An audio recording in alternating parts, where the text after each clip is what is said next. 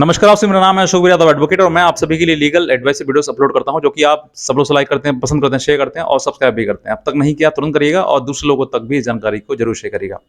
देखिए, अब तक मैंने जैसे आप आज आपने थंबनेल देखा है कि ऐसी लड़की से तलाक आपको पत्नी से तलाक लेने की आवश्यकता नहीं है, जो मतलब क्योंकि आप जो है वो अपने ऐसी लड़की से जब शादी हो जाती है, जहाँ पर आपकी शादी धोखाधड़ी से की गई हो, कुछ चीज़ छिपा के करी गई हो, शादी नाबालिग के अवस्था में करी गई हो या फिर आप पहले से शादीशुदा हैं तब की गई हो, ऐसी कोई भी लड़की आपके सामने आती है तो ऐसी लड़की से आपको तलाक लेने की आवश्यकता बिल्कुल नहीं है। अब वो क्यों नहीं है मैं आपको बताना चाहूँगा। सबसे पहले पॉइंट्स वाइज़ मैं आपको बात करता हूँ इस टॉपिक पर कि जब आपकी शादी हुई, तो क्या आपने आपके सामने जो प्रस्ताव रखा गया, लड़का हो या लड़की दोनों के लिए एप्लीकेबल है ये। आपके सामने जो प्रस्ताव रखा गया, क्या वही है? जो व्यक्ति जिस व्यक्ति से जिस तरह की बातें बताई आपके लिए, चाहे वो ऐज के बारे में बताई गई हो या आपकी एजुकेशन के बारे में बताई गई हो या कोई पुरानी हिस्ट्री हो उसकी वो छिपाई गई हो, क्या ऐसा है आपके सामने? अगर ऐसी कोई परिस्थिति आपके सामने आती है कि लड़की को पहले बताया गया था बीए है, अब पता चली कि वो हाई स्कूल है या फिर लड़की को बताया कि पहले नौकरी थी, अब नौकरी नहीं है या कुछ और चीज़ें जो आपसे बताई गई और फिर बाद में झूठ निकली, अगर झूठ के आधार पर आपकी शादी की गई है, तो ये शादी नल एंड वॉइड है। यानी कि शादी में कुछ छिपाकर आपके साथ में किया गया, कोई भी बात पुरानी बात छिपाई गई हो और उसके बाद आप आपके साथ शादी हो गई है, अब फिर विवाद स्टार्ट हो गया है, तो ऐसी शादी आपको नल एंड वॉइड है। ऐसी पत्नी से आपको तलाक लेने की आवश्यकता नहीं है। ऐसी पत्नी से आपके सामने पति या पत्नी दोनों की बात कर रहा हूँ मैं। ऐसे व्यक्ति के सामने आपको सेक्शन 12 के तहत जो है नल एंड वॉइड का केस हिंदू मैरिज एक्ट के तहत आपको फाइल करना है और उसके बाद उसको शादी को शून्य कराना है, ना कि तलाक लेना है आपको। क्योंकि तलाक पति और पत्नी के बीच में होता है, लेकिन जहाँ पत्नी-पत्नी आपके है ही नहीं, जहाँ आपके साथ शादी फ्रॉड तरीके से की गई है या कुछ छिपा की गई है या फिर झूठ के आधार पे की गई है, तो ऐसी पत्नी से आपको तलाक लेने की आवश्यकता बिल्कुल नहीं है। ऐसी पत्नी से आप तलाक लेंगे तो ज़बरदस्ती आप उसको पत्नी बना लेंगे क्योंकि वो पत्नी आपकी है ही नहीं। दूसरी बात करते हैं, अगर आप पहले से आप शादीशुदा हैं या फिर आपकी पत्नी पहले से शादीशुदा थी और आपने अब उसको शादी कर ली है, यानी कि ये बात या तो आपको जानकारी थी या फिर जानकारी नहीं थी, आपको बताया नहीं गया था ये सब कुछ चीज़ें कि भई पत्नी जो है पहले से मैरिड है और हमने शादी कर लेते हैं, चलो ठीक है अब सुधर सुधर जाएगी, उसके साथ में जो हुआ सो हुआ, अब आगे ना होगा।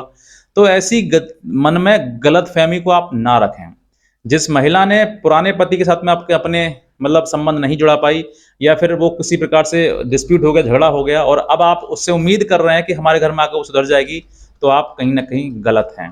क्योंकि कहीं न कहीं कुछ न कुछ ऐसा गलत ज़रूर हुआ होगा जिस वजह से पुराना रिश्ता खराब हुआ। अब ऐसे समय पर अगर आपने किसी भी महिला से या किसी पुरुष से आपने शादी कर ली और जो वो पहले से मैरिड है, पहले से शादीशुदा है लेकिन उसने ना भी तो पहले से पति से तलाक लिया है, ना शादी को शून्य घोषित किया कराया है और आपके साथ में उसने रिश्ता भी जोड़ लिया, शादी भी कर ली और अब आपके साथ में रहना चाहती है और फिर आपके साथ डिस्प्यूट हो गया उसके साथ। तो अब ऐसी महिला से आपको तलाक लेने की आवश्यकता नहीं है। इस शादी को बोलते हैं नल एंड वॉइड, यानी कि ये शादी ही नहीं है, ये शून्य शादी है, ना वो आपकी पत्नी है, नहीं है। क्योंकि पत्नी वो पुराने पति की थी, अब आपकी वो पत्नी नहीं है। तो ऐसे समय पर आपको अपनी महिला से, अपनी पत्नी से उससे तलाक नहीं लेना है बिल्कुल भी। आपको वो शादी शून्य घोषित करनी है कि सर मेरे साथ में धोखाधड़ी की गई, ये बात छिपाई गई है, ये झूठ बोला गया है और इसने मेरे साथ शादी करी गई है। तीसरा, आपने कोई उम्र का कोई डॉक्यूमेंट आपको दिखाया गया है या फिर नहीं दिखाया गया, लड़की नाबालिग है या फिर लड़का नाबालिग है और शादी हो गई आपकी। तो शादी अब ये हो गई तो ये शादी भी नल एंड वॉइड है, शून्य है। यानी कि ऐसे समय पर आपके लिए ज़रूरी है कि आप इस शादी को शून्य कराएँ क्योंकि जहाँ पर पत्नी और पति की उम्र वयस्क नहीं है मतलब एडल्ट नहीं है, 18 और 21 की उम्र नहीं है उन दोनों की, तो वो शादी जो है वो नल एंड वॉइड आती है, वो शून्य घोषित की जा सकती है। तो ऐसे समय पर आपके लिए किसी भी महिला, कोई भी महिला हो, पुरुष हो, अगर ऐसी परिस्थिति आपके सामने आ गई है और अब जो है वो डिस्प्यूट चल रहे हैं उसमें, तो आप सीधे, क्योंकि सबसे पहले यही आता है कि भई आपने की शादी तो हो गई, आपने मान ली शादी और अब जो है वो शादी को शून्य कराना है। तो ऐसे समय पर मतलब आपको तलाक की सोचते हैं कि भई शादी हुई है तो तलाक होगा, शादी हुई तो तलाक होगा, नहीं, शादी हुई तो तलाक होना आवश्यक नहीं है।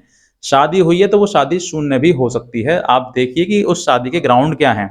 उस शादी को किस आधार पर आपने उस शादी को शादी माना है? तो वो आप देखिएगा पहले, उसके बाद आप डिसाइड करिए कि इस केस में तलाक लेना है या फिर उस शादी को शून्य कराना है। तो ये 3 पॉइंट्स मैंने जो बताए आपके लिए, ये 3 पॉइंट मुख्य हैं।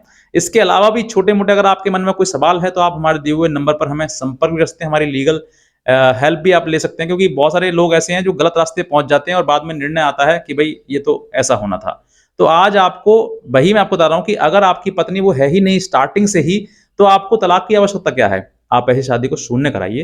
तलाक की आवश्यकता नहीं है आपके लिए। तलाक की तभी आवश्यकता पड़ती है जब जब किसी प्रकार का कोई फ्रॉड, कोई झूठ-झाट नहीं बोला गया है, किसी प्रकार से कोई भी आपके साथ में मतलब कुछ चीज़ छिपाई नहीं गई है, कुछ भी तथ्य को छिपाया नहीं गया है और तब जाके आपकी शादी की गई है, तो वो शादी वैलिड है। अदरवाइज़ हिंदू मैरेज एक्ट के तहत आपकी शादी वैलिड नहीं है, अगर इन तीनों पॉइंट्स में से कोई पॉइंट आपकी शादी में फिट होता है तो। और नहीं होता है और फिर भी आपके मन में कोई डाउट है कि सर ये तो पॉइंट नहीं होते लेकिन ये वाला पॉइंट है, तो क्या हमारी शादी वॉइड होगी, शून्य होगी या फिर वो तलाक की कैटेगरी में जाएगी? तो आपको वो आप अपने एडवोकेट्स के भी संपर्क कर सकते हैं, उनसे ये पूछ सकते हैं कि सर ये चीज़ें हैं हमारे सामने तो क्या होना चाहिए? या फिर आप हमारी हेल्प भी ले सकते हैं। तो बस मैं इतना ही कहना चाहूँगा, अगर आप नए हैं तो तुरंत सब्सक्राइब करने की गुज़ारिश करूँगा आपसे और शेयर ज़रूर करें और भी लोगों के लिए, ताकि और भी लोग इस चीज़ को समझ सकें, क्योंकि कहीं न कहीं एक-दूसरे से लिंक ही होता है, वही हमारी आपकी एक-दूसरे की हेल्प करते हैं। तो वो शेयर करिएगा। बस इतना कहना चाहूँगा। आज का वीडियो देखने आपसे बहुत धन्यवाद।